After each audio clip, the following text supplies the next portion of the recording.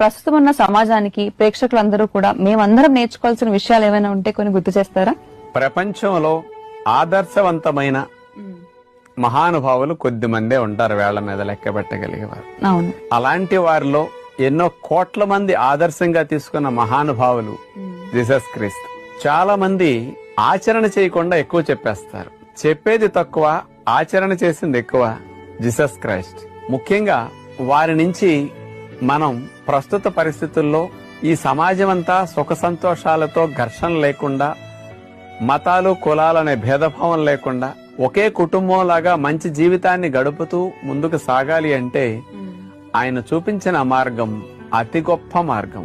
వారిచ్చిన సందేశాలలో అతి ముఖ్యమైన 2 విషయాలు తీసుకుంటే, 1 ప్రేమ, 2 క్షమ.